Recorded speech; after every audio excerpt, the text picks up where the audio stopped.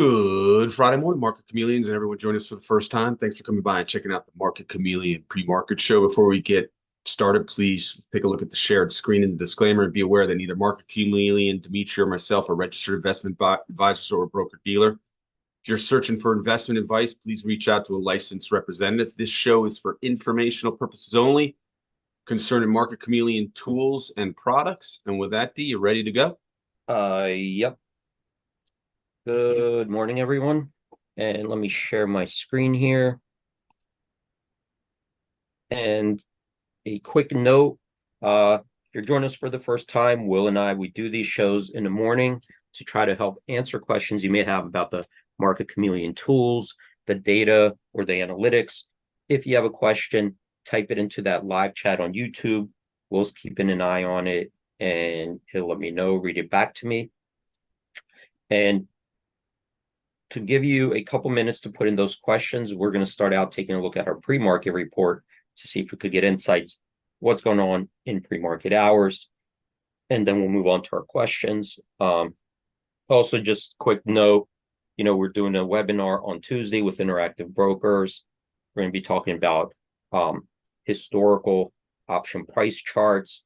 There's going to be some new features and tools right before that, and we're gonna, I think those tools will be available that Tuesday morning, and then we're gonna do the webinar in the afternoon at 2:00. But you have to register with Interactive Brokers for this specific webinar. They're going to be hosting it, and it won't be on YouTube like we do these. So let's start out looking at. I just put that in the chat so everyone can register there. Do you know, other than us, are there any other places you can even chart options prices like this? I don't think I've ever seen it. Yeah, I'm not sure. Maybe there are some here and there. They probably are doing it differently than we are, because we're charted it, the way we have our data structured and the way we have our data prepared. So there might be other people charting it, but this will, I think, give more insights on how the option behaved and some explanations what could have contributed to that behavior. Excellent. Right. So but that will be on Tuesday, 2 p.m. Eastern. So we'll remind you guys, if you're going to join us, I'm going to try to remind you guys on Monday and Tuesday. So let's take a look at our pre-market report. And up here, you will see a calendar view and summary statistics, what happened in the pre-market hours on those dates. And this allows you to compare today's activity to the most recent activity. If you spot anything unusual or a trend, you could just do that by eyeballing it. Let's look at today's date, June 7th. We have so far 282 stocks trading higher in the pre-market, 657 stocks trading lower. We have 163 million shares trading on up volume, 149 million on down volume. And if we convert that volume to dollar value, we have $795 million worth of stock trading higher, $6.5 billion worth of stock trading lower in the pre-market. So this so far signals a negative bias or bearish bias in the pre-market trading activity. Let's look at it from a couple more perspectives, then we'll move on to our questions. So I'm going to scroll down a little bit. And now we get this more granular visual of what's happening. We have stock symbols with prices and price changes, volume in pre-market trading. We also see our most active stocks, biggest percentage gainers, biggest percentage decliners. And looking down here, 36 stocks made it onto our biggest percentage gainers list, 138 made it on to our biggest decliners list. So this also points to a more bearish bias in pre-market trading. Now, to make it onto this list, we do set thresholds. because stocks that trade in a pre-market either have low volume, or they could have very low volume, low liquidity. And if it meets our thresholds, it could make it onto this list. And that will include small cap stocks. It could be an ETF. It could be a leveraged security. It could be an inverse ETF that goes in the opposite direction of an index.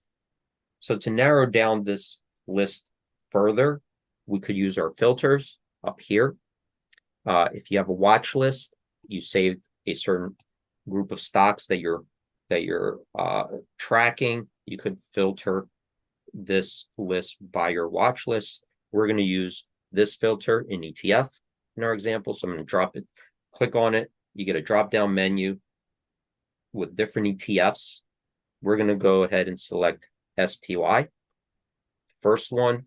And when we do that, you can see the list below gets filtered by stocks that are holdings in that ETF. And what we did here was narrow down the group of stocks we're analyzing to the S&P 500 companies, because SPY is the S&P 500 ETF. And here, none so far made it onto our biggest percentage gainers list, 20 on our decliners. So looking at it from 3 different angles, they all point to the trading activity so far in the pre-markets got a negative or bearish tone or lean. And we gave it a couple minutes. Will, if you have questions, I will take them now. I do. Before we get to the questions, let me just share my screen so I can publish this on YouTube later. All right, everyone take a look at that. Thanks, Steve. Yep. Okay. So we did have a question from Dimitro. Actually, first, before we get to the question, Rob said something really nice. And it's always nice to hear something kind from the Chameleon community. He said, I personally have never seen anything like MC. The tools have helped me to develop a much better trading style, in my opinion, in my options trading. The trading and research on MC is second to none. Thank you so much. That was nice. He said the old TD Ameritrade site was not bad. Schwab has incorporated some of that, but not exactly the same. So awesome. Thanks, Rob. That was really kind.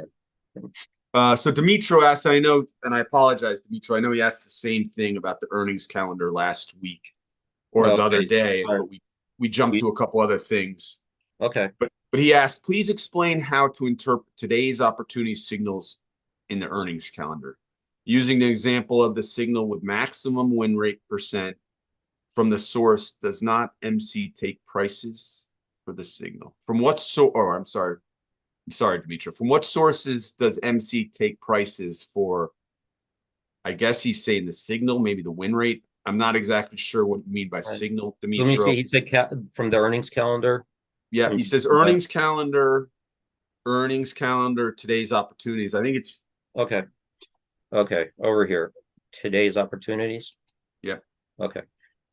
So Dimitri, at any time, if there are things you want to ask as Dimitri's going through this, please just put them in the chat and I'll try to. Yeah, sorry. Yeah, if he did, I now remember that question. I think I jumped to No, you showed a new feature. Another email. Yeah, because sometimes I get questions in emails that I promise, I will cover. So I start with those because they come in earlier than the show, and some of you, ask the questions through emails instead of on the show, and then we just go over them. But so the question had to do with this particular page, which alerts to potential opportunities. These are different option strategies, and the one idea here, what was the idea behind this page, is to also show that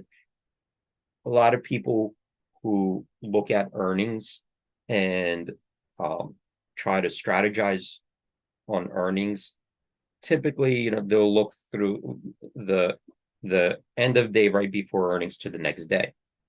But there's a lot of activity going on leading up to earnings, because what we will see is even leading up to earnings, volume starts to pick up. right? It's not like all the volume comes in right at 3:58 before the earnings announcement.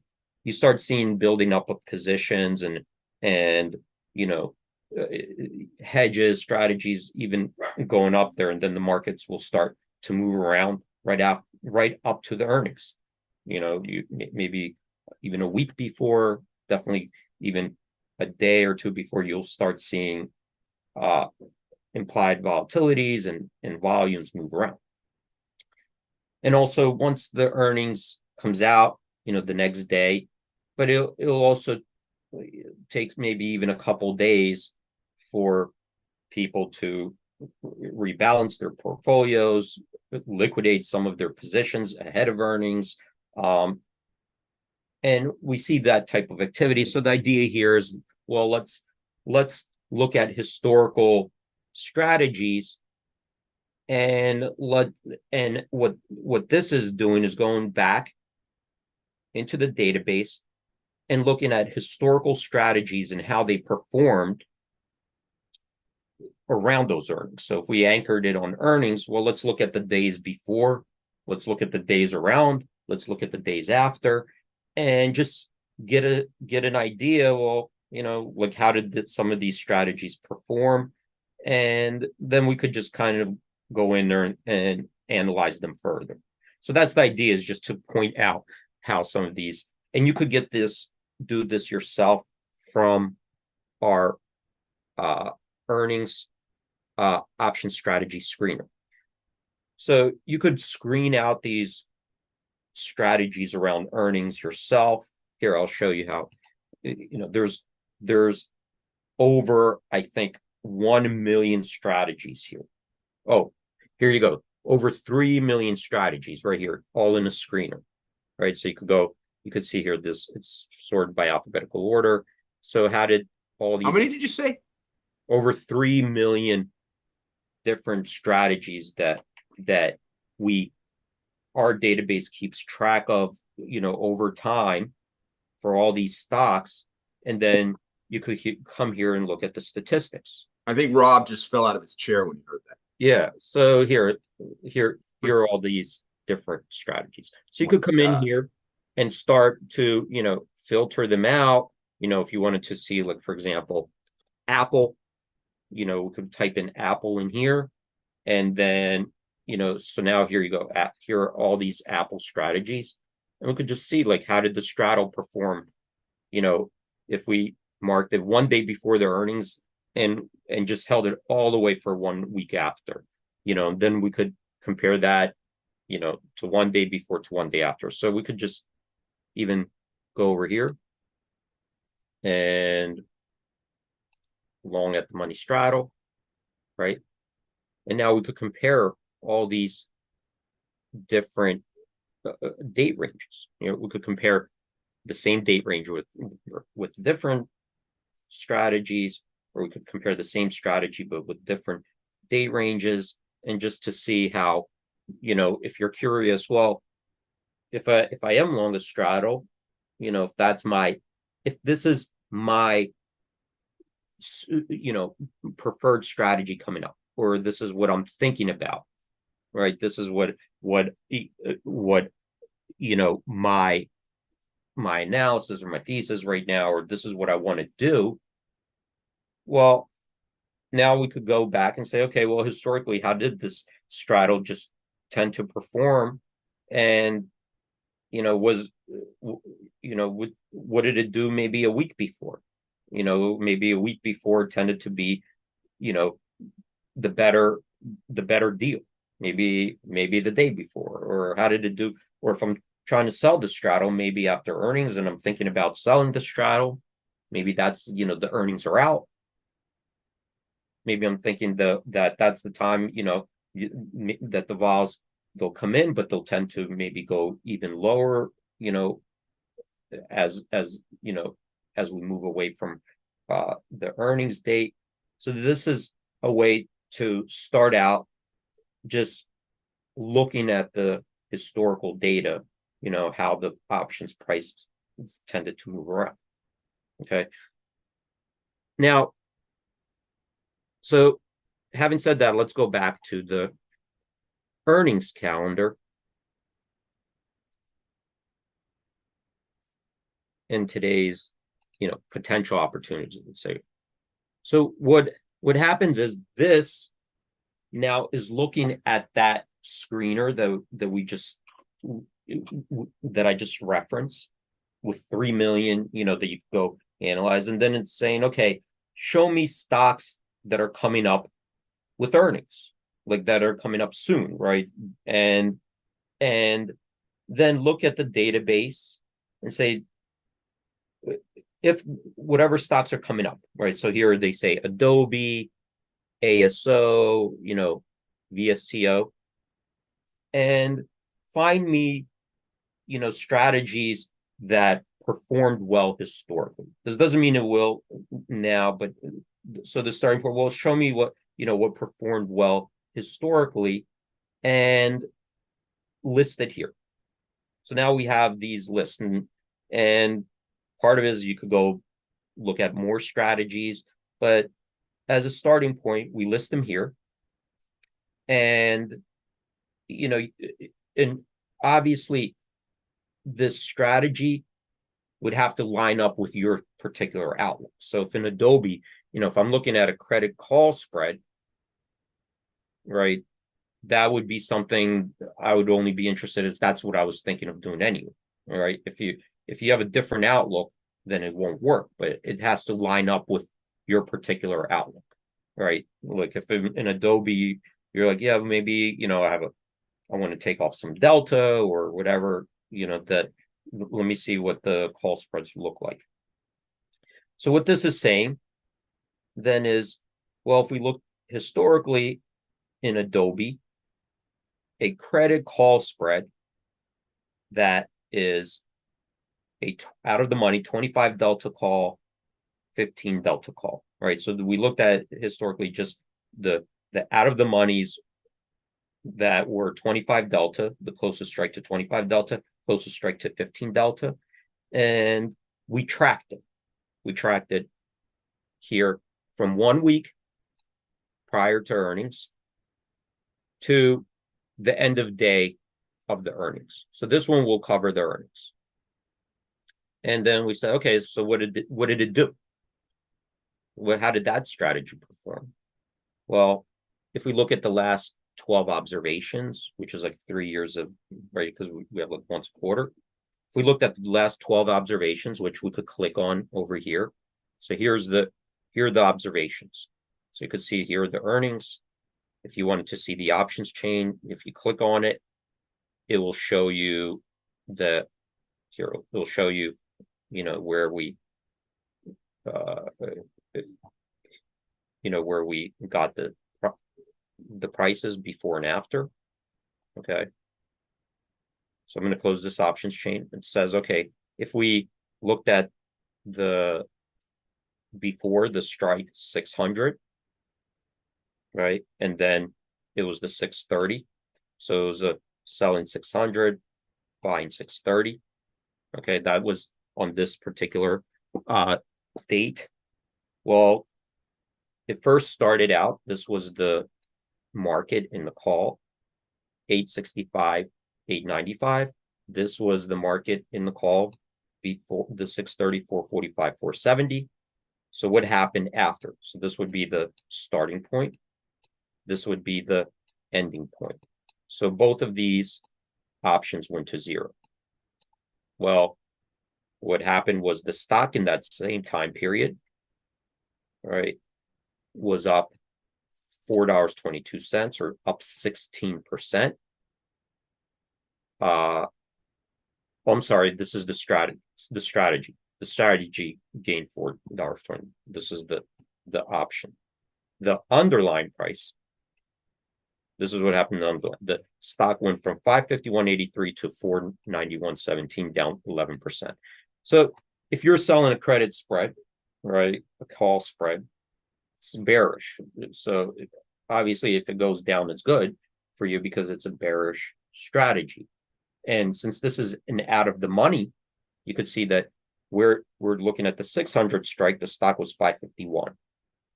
Really, the stock could have even increased as long as it, doesn't increase violently. This strategy would have decayed as well. So here you see that the options just went to zero afterwards. Stock was 11, the options went to zero. So whatever you sold it at was a big gain. Okay. Of $4.22.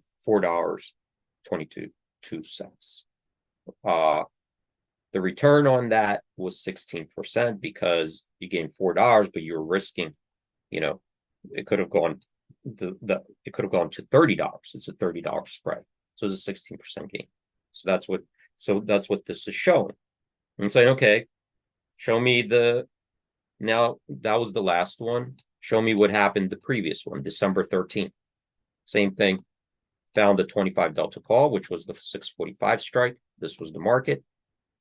This was the market after. So on a credit spread, you're selling the 25 delta, buying the 15 delta. This was the long leg. This was the market, $384. This also went to almost zero. So they went, 10 cents basically. The gain was 350, 21% return on the amount you had at risk, right? Because we're looking at the amount you had at risk. And the stock was down. So in all these cases, the stock was down. What about when the stock was up? So here's one that the stock was up. It was up 9%. But you could see here that the stock went from 455 to 495. But the 490, because you would have started with the 490, buying the 510, it didn't make it quite, or wait a minute. So it did cross. So in this case, it did cross 495. It went above. The stock was up 9.1%. So here's where it started. Here's where it ended. Here's where it started. Here's where it ended. So there was a loss of $2.43, or down 14% on the amount at risk. Okay, because the one you bought went to zero. The one you sold, it declined, but not. You could see here it declined by $2, but you paid $3, whatever it was. So loss of 243. So in this case, the stock did go up enough that this resulted in a loss. So this keeps going back in time. Here's a couple stock moves to the upside, but it still ended up in a gain, and so forth. Okay, so most of these were winners because the stock was down. Most of these were because the stock was down, but you could see the data here, right? We could see all the data. And here are the summary stats.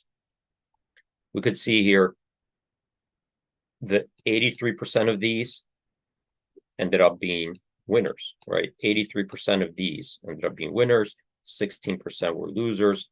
Average return 12%. The median return, right in the middle, was up 21%. The best return was 25%. 25%. Worst return 42%. Over here. So this gives us some summary stats of what happened, right? We don't know what's going to happen going further, but we have the data now to kind of see, well, how did the stock behave before? How did this strategy behave at the same time? So this is the supporting data. Okay. So let's go back here. And this is what it's showing you. Remember, we were talking about, well, what percentage of these 12 ended up being winners? What was the average return of those 12? And then this is the Sharpe ratio, which basically takes the returns and the standard deviations of those returns. So then the next thing is like, okay, if, now that it's coming up, right, these dates kind of line up with these dates, right? So let's take a look at what similar options look like, because now we have to look at the 25 delta call, 15 delta call, and what is the market there. So here, this is what the 25 delta call is, 492.5 call. The 15 delta call is the 510 call. So if you did them on the market, right? If you did both of them on the market, right now it's saying that you would receive a credit of $2.75, right? $2.75. Okay. Well, theoretically, we're like, because the 25 delta call and 15 delta call, it could be a different percentage away each time. That's dependent on the IVs. So then we ran the historical return distribution on similar dates around earnings and said, well, on average, sometimes it could have been higher, sometimes lower. On average, what was the value of this spread if we took 12 of the last observations? So sometimes, it moved enough, it could have been $5 sometimes. But what was the average? And the average was 57 cents. Like, okay, so that would have implied a $2.18 theoretical edge between the two, right? The long term, let's call it the long-term average versus what the market is now. We're like, okay, there's like a big, right here, there's a big difference so far, right? So then we could just go and look at it. If we click on it, say, okay, let me see what that looks like. So this will bring us to the Adobe options chain and say, okay, here's Adobe 458. It populated these June 14. You could see here earnings June 13th. It populated these legs for us, the 492. So it's going up here. It's saying 492. Selling 640. Then it's populating the 510. So you can see 492 is the closest to 25 delta. Then it's going to the 510 call over here. That's closest to the 15 delta, right? And saying here's the 365. So here's the call spread. So if we run it, the analysis, this is what it looks like, right? Right now, right of 275, you can see it's pretty wide. So that's something you have to consider before you're executing it. The theoretical value here that I have set, so I have other settings, could go back further. It was $1.09. If we looked at historically where the options were priced at this time, on average it was $2.42. So this is looking at how the stock behaved. This is just looking at historically how did these options, the average implied volatilities get priced here. So it looks like it's a little bit on the higher end, right? And this is what the Mocha. Sorry, she's my dog is that Mocha coming in for? Yeah, she wants my attention. So, but we're right up at 9:30, and this is what the payout diagram looks like at expiration. So that's the basis of that whole report. And all right, well, right hopefully Dimitri find that helpful. Please email support at Market Chameleon, Dimitri, if you have any follow-up questions around that. We did have a question about Greeks. Maybe we can hit on Monday. He was asking, do they update during the day real time? So maybe we can talk about that on Monday. Remember, everyone, to register for our IBKR webinar. That's going to take place Tuesday at 2. That's in the link. Thanks so much, D. All right. Bye, everyone. Thank you for joining. Stay safe out there. Have a great trading day, and hope to see you guys on Monday. All right. Have a great weekend, everyone. You